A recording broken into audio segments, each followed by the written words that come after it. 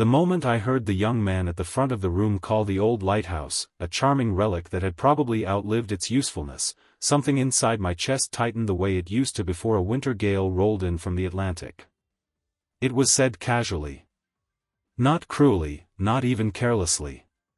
Just the way a person might talk about an old fence or a barn that had begun to lean.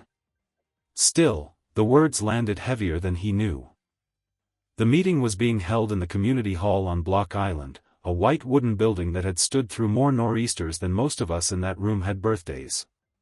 Outside, the March wind pushed against the windows with that low steady pressure the ocean learns over centuries. You could hear gulls somewhere above the roof, their voices thin and sharp in the air. Inside, the room smelled faintly of coffee and damp coats. People had come because word had spread across the island that officials from the mainland wanted to talk about the future of coastal navigation infrastructure. That was the phrase printed on the flyers tacked to bulletin boards near the grocery store and ferry dock. But everyone knew what it really meant. The lighthouse. Our lighthouse. The red tower that had stood on those cliffs for longer than most of our families had lived here. I sat near the back in a folding chair that creaked whenever I shifted my weight. At my age, you learn that people tend to overlook you if you stay quiet long enough. It isn't always unpleasant. Sometimes it's a kind of freedom. The planners had set up a projector near the front of the room. Slides glowed on a pull-down screen, diagrams, cost estimates, maps showing modern GPS navigation systems that could guide ships more accurately than any beam of light. A young woman with a tidy haircut and a voice trained for meetings explained that automated systems had made traditional lighthouse operations largely obsolete. Another man, maybe 30, maybe younger, clicked to the next slide. A photograph of the lighthouse appeared on the screen. There it was. Standing tall on the bluffs above the gray Atlantic. Red brick against pale sky. He smiled politely at the room. Beautiful structure, he said. No question about that. But structurally it's aging, and functionally it's mostly symbolic at this point. Symbolic. That word floated in the air for a moment. Someone near the front nodded thoughtfully. Another official leaned toward the microphone. Modern vessels rely primarily on satellite navigation now, he explained. Which means maintaining a staffed lighthouse is no longer necessary. In many places these buildings are preserved as historical landmarks or scenic viewpoints. He paused and added with a small chuckle, they make great postcard backdrops. A few people in the room laughed politely. It wasn't mean laughter. Just the kind people give when they're trying to keep a meeting friendly. But I felt the back of my neck grow warm. Outside, the wind shifted. I could hear it pushing across the cliffs, carrying the distant roar of surf rising from the rocks far below. For a moment my mind drifted, the way it does sometimes now. I could almost smell the sea spray again. Cold salt wind moving across the grass. The heavy wooden door at the base of the lighthouse groaning open under my hand. Iron steps spiraling upward in the dark. But the meeting continued. Charts appeared showing maintenance costs. Structural assessments. Proposals to replace the lighthouse beam with smaller automated navigation markers installed along the coast. One man spoke about efficiency. Another about modernization. They were calm. Professional. Respectful even. None of them sounded like villains. Just people doing their jobs. Still, each sentence chipped away at something old inside me. A woman from the island stood up near the side wall. My grandparents used to say that light kept half the fishing boats alive during bad weather, she said carefully. The young planner nodded politely. And it served an important role historically, he replied. Absolutely. But modern systems have surpassed that technology. Surpassed. The word echoed in my head the way foghorns used to roll across the water at night. I kept my hands folded over my cane and stared down at the floorboards. They were old pine boards, worn smooth by decades of boots and winter sand. Funny the things a man notices when he's trying not to think too hard. Another slide appeared. Option 3, the planner said, would involve converting the lighthouse into a historical site while replacing the navigation function with offshore automated beacons. The photograph showed the tower again. But in the rendering, the lantern room had been replaced with something modern and angular. I felt my stomach twist. For years, more years than I could easily count, that lantern room had been my whole world. Every night. Every storm. Every fog bank that rolled in thick as wool across the water. But nobody in the room knew that. To them I was just another gray-haired man sitting quietly near the back. The planners moved on to questions about tourism potential. Someone mentioned gift shops. Someone else talked about viewing platforms. I heard phrases like visitor experience and heritage branding. Each one made the lighthouse feel smaller. Not physically. Just, somehow lighter. As if its weight in the world had slowly faded while I wasn't paying attention. The meeting carried on for almost an hour. Eventually the moderator, an older town councilman I recognized, cleared his throat and looked around the room. "Well," he said, "before we move toward any conclusions, I'd like to ask if anyone here remembers the lighthouse back when it still had a keeper." There was a pause. Chairs creaked softly. People glanced around. A young man near the door shrugged. "I mean, that was what, before the 80s, he said."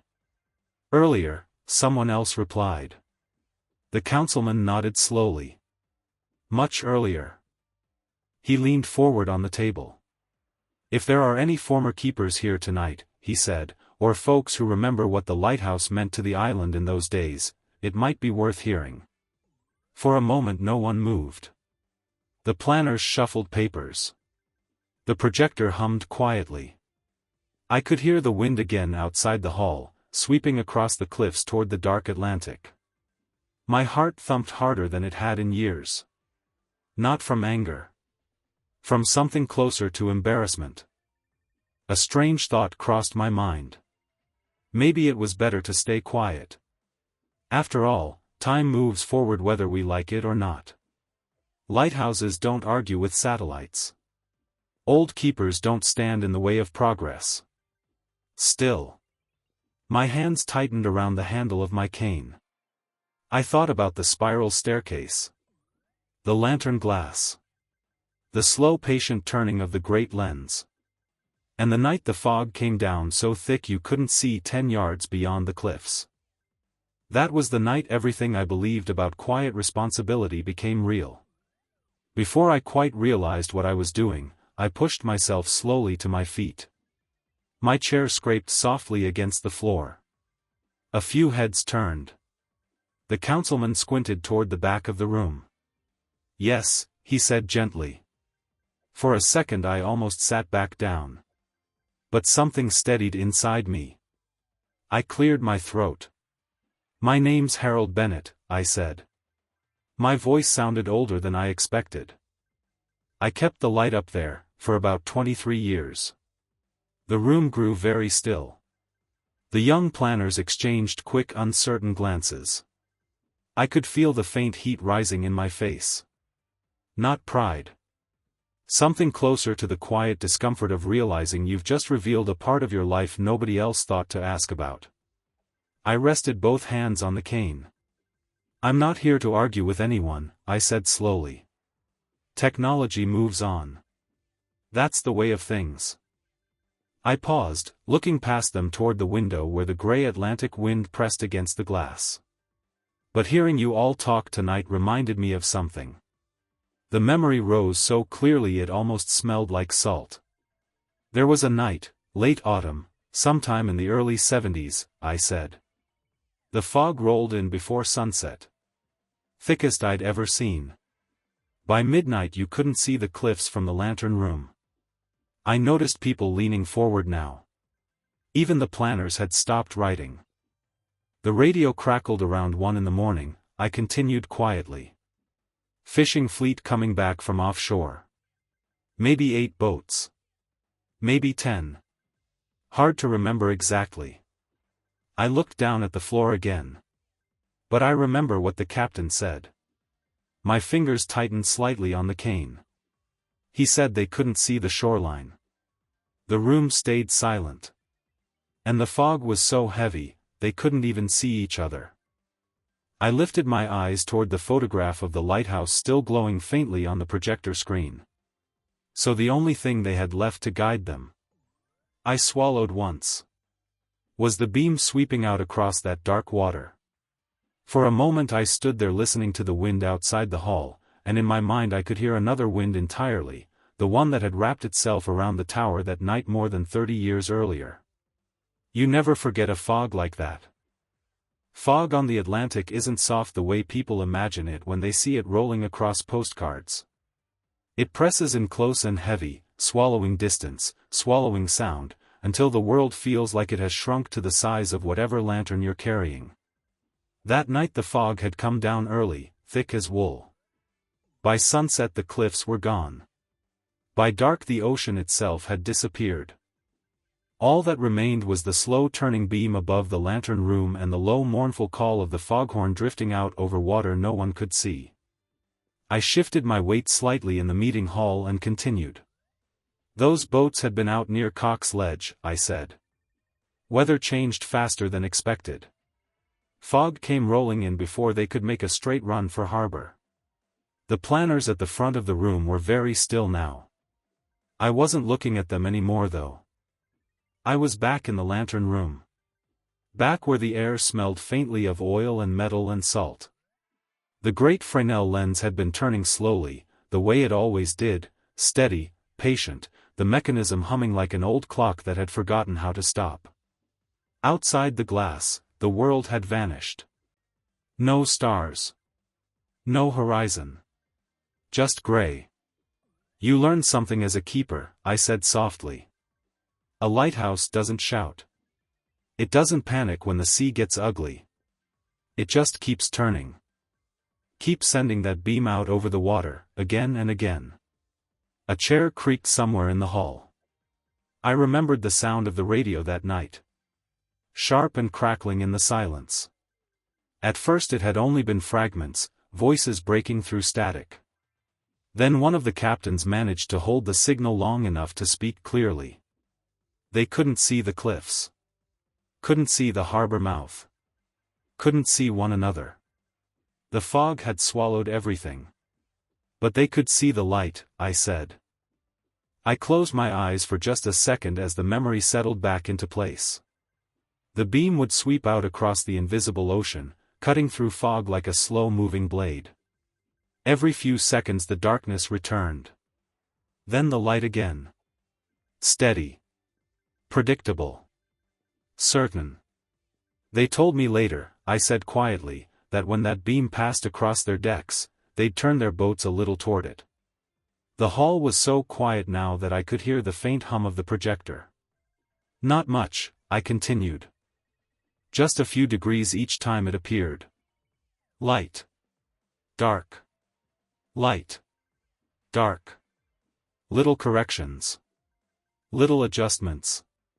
A slow path back toward land.